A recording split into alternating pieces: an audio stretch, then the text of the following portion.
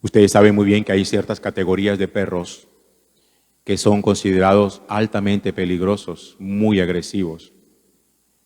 Y que la ley establece, el código de policía establece que si uno los tiene en casa y los saca a pasear, deben ir siempre con bozal. Y que no se debe uno confiar de ellos porque en cualquier momento lo pueden atacar. Esas razas son muy conocidas para nosotros. Pero también pienso que es probable que alguno de ustedes tenga en casa un chihuahua o un pincher miniatura. Y que cuando lo sacan, obviamente lo sacan sin bozal, porque ustedes consideran que ese perro no es agresivo y que no va a hacer daño a nadie, dado su tamaño. Pues para la información de ustedes, el perro, dicen los especialistas, no lo digo yo, más agresivo del mundo es el chihuahua. Lo que pasa es que no tiene tamaño para hacer daño. Pero es un perro que por su tamaño, por su estatura, es un manojo de nervios. Seguramente alguna vez han cargado un perro de esos chihuahuas, ladran permanentemente, se notan permanentemente agresivos, siempre quieren estar mordiendo y siempre son perros temblorosos, nunca dejan de temblar. Son perros llenos de mucho miedo, pero ese miedo lo quieren compensar con su agresividad. El tamaño que no tienen lo compensan con la osadía para enfrentarse, porque los han visto, a perros muchísimo más grandes que ellos, y un chihuahua no se le mide en temor a que un perro grande lo pueda destrozar. La pequeñez da agresividad. Y ya de ahí puede uno empezar a deducir cosas. Ya puede uno imaginarse cuál es el origen de que uno pueda ser tan altamente agresivo, explosivo, reactivo, vulgar, gritón. En el fondo lo que hay del corazón es un sentimiento de pequeñez. ¿Por qué tiemblan tanto los chihuahuas? Porque son perros llenos de miedo. Y el temor y el tamaño producen a la agresividad. ¿Se acuerdan ustedes que en varias oportunidades he cuestionado la forma como a veces nosotros catalogamos nuestro temperamento, diciendo yo soy de temperamento muy fuerte? Y entonces cuando uno mira temperamento muy fuerte significa que es gritón, agresivo, reactivo, peleón, que empuja, que no se deja de nadie y que tiene siempre una vulgaridad en la boca. Los chihuahuas no son de temperamento fuerte, son perros muy cobardes y por eso agreden. Cuando uno agrede, grita, hace daño, no tiene temperamento fuerte. Uno está acobardado en el corazón. Y la única manera que tiene de poder tapar, escudar, disimular su cobardía es agrediendo. ¿Se han dado cuenta ustedes cuántos hombres son agresivos con las mujeres, pero no se le enfrentan a otro hombre? Y ustedes mismos lo dicen. ¿Por qué no te enfrentas a otro hombre como tú? ¿Por qué tienes que pegarle a una mujer? ¿Y cómo catalogamos nosotros la agresividad de un varón contra una mujer? Como un acto de cobardía, porque en el fondo hay miedo, hay cobardía en el corazón. Por eso,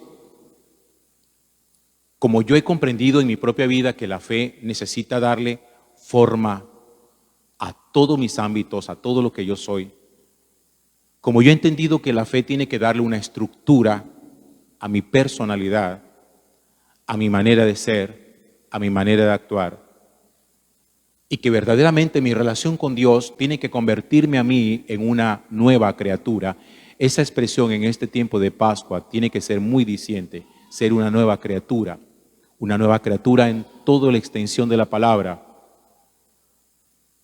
Porque la fe no lo vuelve a uno simplemente una persona piadosa. A veces uno cree que la fe es simplemente piedad, como que la fe lo lleva a uno a rezar y ya, y que no hay ningún problema, que mientras uno rece lo demás no cuenta. No, la fe le estructura a uno su carácter, su personalidad, su forma de reaccionar frente a los acontecimientos. Ustedes se han percatado que existen dos tipos de miedo. Un miedo que lo acobarda a uno y lo vuelve agresivo. Y un miedo que es el que o temor, que es el que le permite a uno mantener el instinto de conservación. Es decir, hay un temor bueno y hay un temor malo. ¿Se han dado ustedes cuenta que hay una ira que es buena y una ira que es mala? Hay una ira que es mala porque lo lleva a uno a la agresión. Y hay una ira que es buena porque lo lleva a uno a la reparación de la justicia.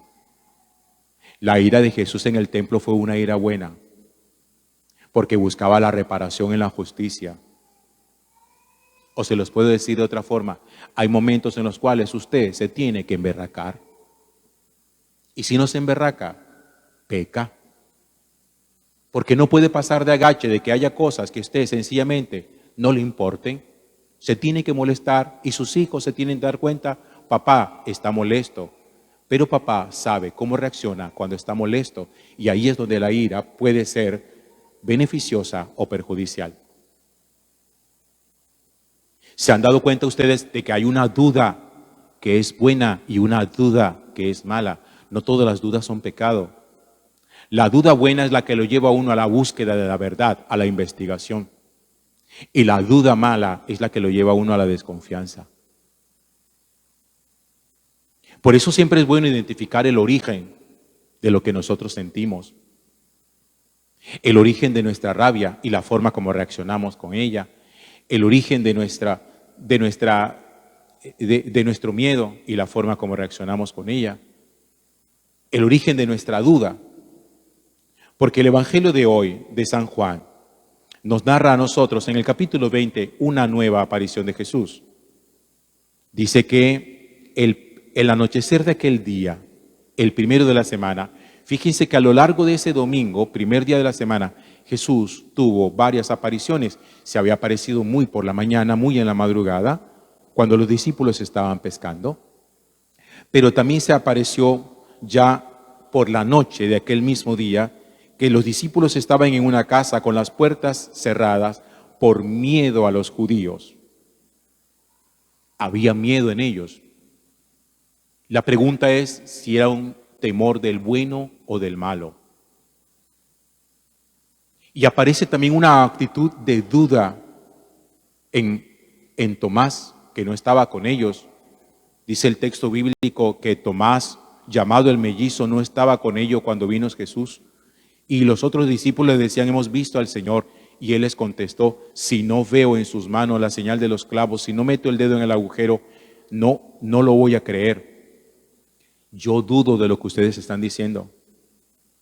Miren, en los apóstoles de Jesús como en nosotros, habían sentimientos claramente humanos. A veces uno mira la santidad como una experiencia simplemente como extrasensorial, que no es de la tierra, o puede uno tener la tentación de pensar que los santos o que los apóstoles fueron superhumanos. Y no. Experimentaron todo lo que es propio de la humanidad. Y lo bonito de esto es la capacidad que tiene Jesús para sanar nuestros sentimientos y nuestros estados anímicos. Recuerdan que de eso les he hablado tantas veces a ustedes cuando iba con los discípulos de Emaús camino a la aldea de Emaús. Dice el texto bíblico que iban tristes. Ahora están llenos de temor y hay otro que está lleno de duda. Si hay tristeza, ahí está Jesús. Si hay temor, ahí está Jesús. Si hay duda, ahí está Jesús. Lo importante es identificar el origen. El apóstol San Pablo dice que hay una tristeza que conduce a la conversión. Es decir, hay una tristeza que es buena, pero hay una tristeza que conduce a la perdición. Es decir, hay una tristeza que es mala. Hay una tristeza que lo lleva a uno a Dios y hay una tristeza que lo aleja a uno de Dios. Y uno tiene que identificar la suya. ¿Cuál es? Si la tristeza suya lo lleva a desconfiar de Dios, a encerrarse, a no buscarlo, su tristeza es mala, es perversa y es demoníaca. Miren, yo he tomado conciencia desde hace muchos años que el espíritu del mal siempre busca pervertir cualquier cosa que usted sienta. Y entonces al pervertirlo, claro, lo vuelve pecaminoso. Porque hay un afecto bueno, vamos a llamarlo así, aunque no sea la palabra apropiada. Hay un amor que es bueno, que es el que le permite construir, pero hay un amor malo, que es el que lo lleva a usted a la dependencia afectiva. El amor bueno, sano, lo pone Dios en el corazón. Y el amor pervertido lo pone el demonio en el corazón. La tristeza sana la pone Dios en el corazón y la tristeza mala la pone el demonio en el corazón. Así pasa con la ira, así pasa con la duda. Por eso insisto en que es necesario descubrir el origen de lo que uno está experimentando. Está triste. El problema no es que esté triste. El problema es hacia dónde lo conduce. Tiene miedo. Ese no es el problema. Tiene que identificarlo. Porque si es un temor preventivo que le ayuda a usted a salvaguardar su vida, como cuando suenan disparos, uno instintivamente con temor sale a refugiarse. Ese es bueno, porque hace parte del instinto de conservación. Pero si es un temor que lo lleva a uno a encerrarse, si es un temor que lo lleva a uno a paralizarse, que si es un temor que no le permite a uno tomar decisiones, porque hay cosas en la vida en las que nosotros necesitamos tomar decisiones. Y si el temor no nos lo permite, nos paraliza. Y ahí está el espíritu del mal presente para que nosotros no hagamos la voluntad de Dios. Y fíjense cómo cura a Jesús ese temor de ellos y esa duda de Tomás. Dice que sopla sobre ellos y les da el don del Espíritu. Y con ese don del Espíritu les da autoridad, potestad, dice el texto bíblico, para perdonar pecados y para curar enfermos. El apóstol San Pablo también dice esto. Nosotros no hemos recibido un espíritu de temor y de esclavitud, sino un espíritu de libertad y de amor. ¿Cómo sabe uno que el Espíritu Santo mueve la vida? Porque no lo permite a uno ser ni esclavo ni cobarde. Estos hombres, después de haber recibido el Espíritu Santo, salen con valentía a predicar. Después de estar llenos de tanto miedo por los judíos, salen a predicarle a los judíos, a los que justamente a quienes ellos les tenían miedo, y se enfrentaron a las situaciones y dijeron: nosotros sabemos quién nos respalda. ¿Usted sabe quién lo respalda? Usted tiene la seguridad de quién es su guardián, quién es el guardián de su vida. El Salmo dice: no duerme ni reposa el guardián de Israel. No duerme ni reposa Dios, porque está siempre vigilante, acompañándonos a nosotros, precisamente para que podamos vencer todo temor. Temor del que hace daño.